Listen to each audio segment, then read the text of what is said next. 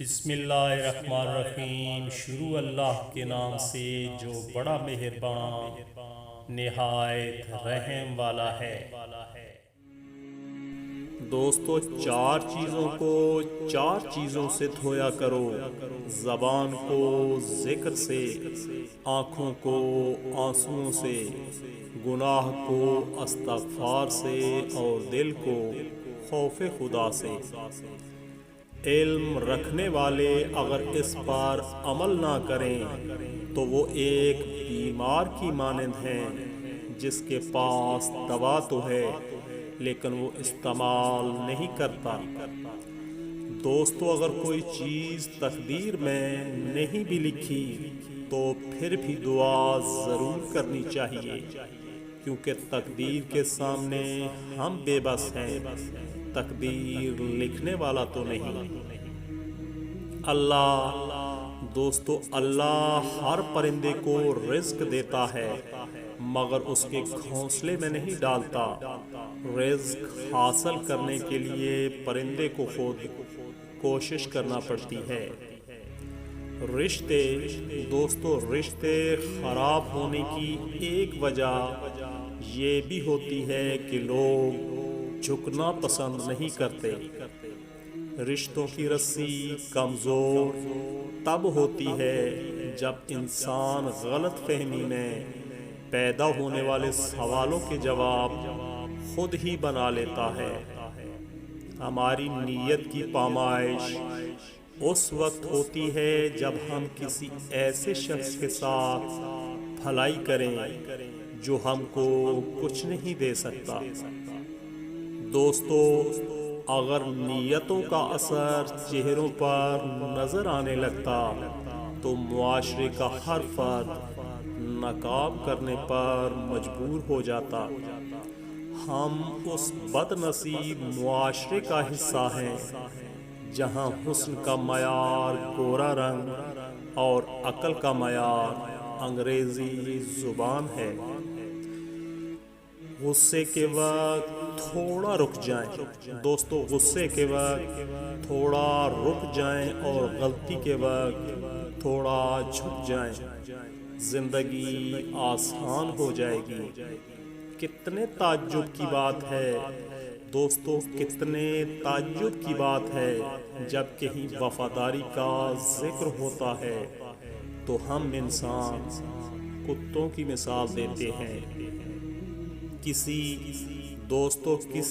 غریب کے گھر جا کر دیکھو اور کچھ نہ سہی شکر کرنا سیکھ جاؤ گے۔ دنیا میں اچھے لوگوں کی کمی نہیں ہے، دنیا میں اچھے لوگوں کی کمی نہیں ہے، بس ان سے ملاقات 10 برے لوگوں سے ملنے کے بعد ہوتی ہے۔ لوٹ لیتے ہیں اپنے ہی ورنہ غیروں کو کیا معلوم، دل کی دیوار کہاں سے کمزور ہے۔ رشتے بچانے کے لیے انسان جھک سکتا ہے لیکن جھکنے کی بھی ایک حد ہوتی ہے، لہذا تعلق وہی بچتا ہے جہاں دونوں احساس کرنے والے ہوں۔ اچھے لوگوں کا آپ کی زندگی میں آنا آپ کی خوش قسمتی ہے اور انہیں سنبھال کر رکھنا آپ کا ہنر۔ دوستو، چھوٹے چھوٹے شکووں سے بڑے بڑے رشتے کمزور ہو جاتے ہیں۔ جس انسان میں ذاتی صفات نہ ہو وہ اپنے لباس سے لے کر اپنے مقام تک اپنی ہر شے کی تعریف چاہتا ہے۔ مخلص شخص ہر بار خاموشی اختیار کر لیتا ہے، اس لیے نہیں کہ وہ بزدل ہوتا ہے بلکہ اس لیے کہ اسے اس کا ضمیر اجازت نہیں دیتا کہ وہ اپنوں کو انہی کے لہجے میں جواب دے۔ اگر زندگی میں آگے بڑھنا ہے تو آپ کو یہ قبول کرنا پڑے گا کہ جو لوگ یا چیزیں آپ کی زندگی سے نکل چکے ہیں، اب ان کی واپسی ناممکن ہے۔ جب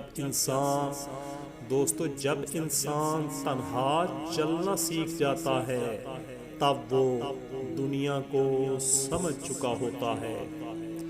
اپنے پلان کا پہلے سے اعلان نہ کرو، اگر وہ کامیاب نہ ہوا تو لوگ تمہارا مذاق اڑائیں گے۔